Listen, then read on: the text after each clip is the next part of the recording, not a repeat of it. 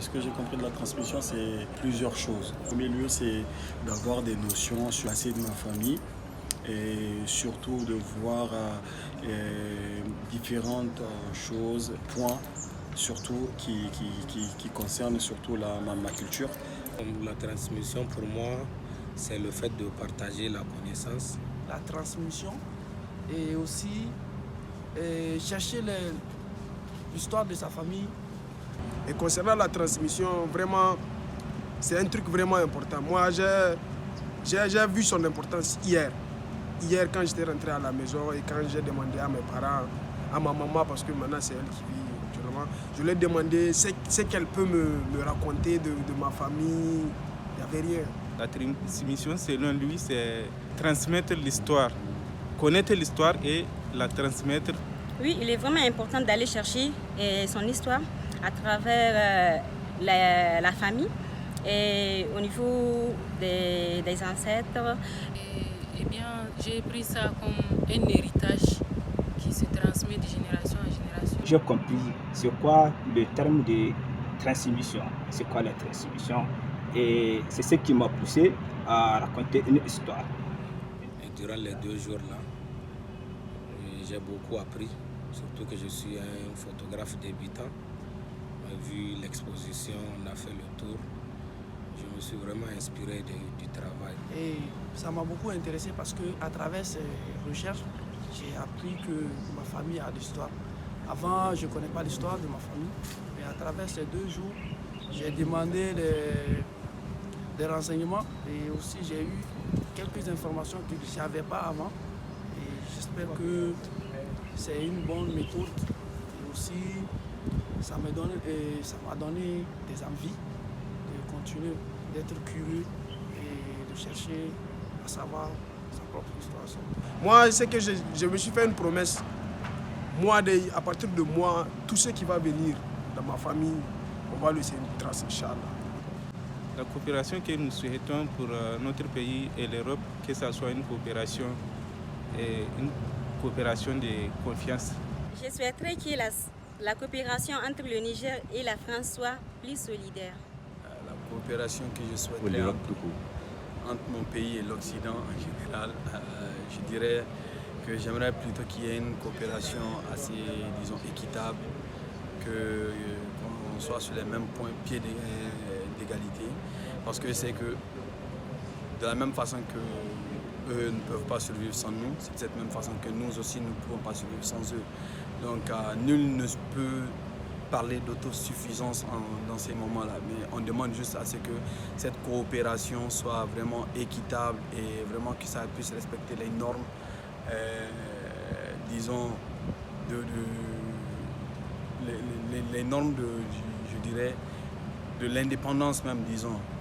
Parce que jusque-là, dans notre pays, on sent plus qu'il y a une certaine indépendance, mais l'indépendance qu'il y a, c'est plus une indépendance sur les papiers que dans le truc. Parce qu'aujourd'hui, la France a toujours son mot à dire, l'Occident même a toujours son mot à dire.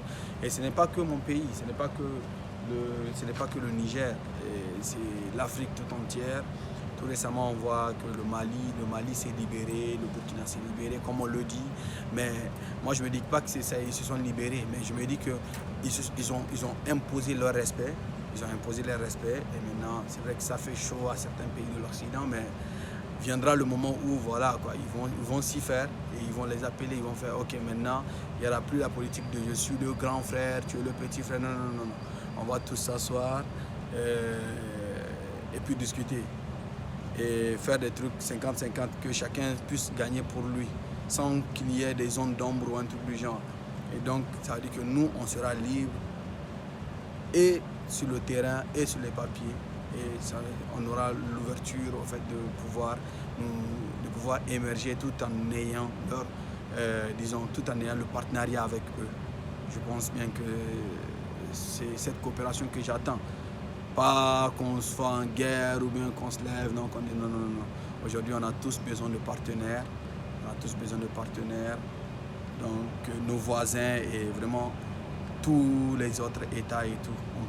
Si un pays aspire à vraiment évoluer, c'est que ce pays-là doit d'abord être en de bons termes avec tout le monde.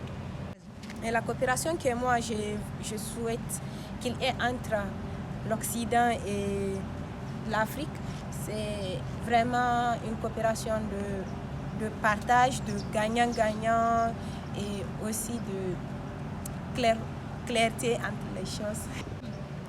Je ne sais pas trop, peut-être une sorte de partage aussi d'histoire, pas les genres qu'on connaît déjà, mais ceux qu'on ne connaît pas. Par exemple, comme nous, comme je disais, il y a des histoires que nous, on ne connaît pas, mais qu'on va essayer de déterrer pour partager avec les gens. Donc si on pouvait avoir la même chose de leur côté, qu'il y ait une sorte d'échange, ça va nous enrichir tous les deux. Ce que ce masterclass nous apporte comme contribution, c'est de connaître d'abord nos origines, l'histoire, le récit des événements passés, aller causer avec nos grands-parents s'ils sont là, au cas contraire, aller vers nos parents, parler avec eux, connaître nos origines, d'où nous venons et quelle utilité nos grands-parents ont joué, quel rôle nos grands-parents ont apporté comme contribution lors de la Seconde Guerre mondiale, si c'était des tirailleurs ou bien quand même des militaires.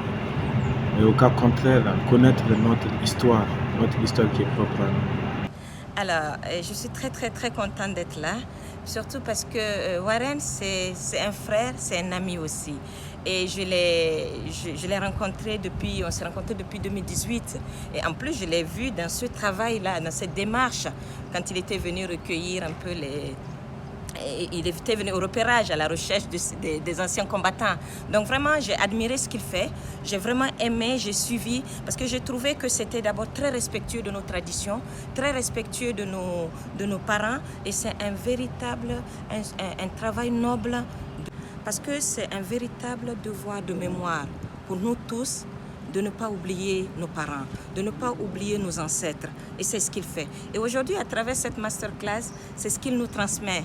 Bon, aussi, parce qu'on apprend toujours. Moi, j'ai déjà fait parce que je suis très sensible à tout ce qui est mémoire. J'ai assez travaillé aussi dans ce sens-là. Mais aussi, ce qui est bien, c'est le fait de savoir que lui, il a cette capacité de pouvoir transmettre à la jeunesse et de pouvoir montrer l'exemple et de donner les outils aussi. C'est quelqu'un d'extrêmement généreux. Il donne les outils pour que aussi nos jeunes, nos frères, nos sœurs, nos enfants apprennent aussi et depuis là-bas s'intéressent à ça, s'intéressent à notre culture, s'intéressent à nos traditions, s'intéressent à nos valeurs. Donc des fois, tu vois, c'est comme l'autre jour je lui disais, moi j'ai un grand frère avec qui je suis tellement attachée, qui est parti il y a quelques jours. On a retrouvé des photos de lui parce qu'il les avait cachées et que moi je n'ai pas eu la curiosité d'aller dire mais papy, tu n'as pas tes photos quelque part? Donc si j'avais eu ne serait-ce que cette petite idée, on aurait pu retrouver ces photos, parce qu'aujourd'hui il y a plein de photos et je ne sais pas mettre des noms sur ces photos et c'est l'un de mes plus grands regrets. Donc si j'avais ici, tant soit peu, il y avait eu parce que c'est toujours quelqu'un, c'est pour ça que je dis on apprend toujours. Si j'avais pu avoir cette petite notion là, d'aller à la rencontre moi-même, d'aller fouiller, de ne pas attendre que ça me vienne, mais que moi-même j'aille fouiller, j'aille chercher, ramener et demander. Et donc ça fait de l'histoire. Donc c'est en fait ça qu'il transmet. Et je trouve que c'est extrêmement généreux ce qu'il fait.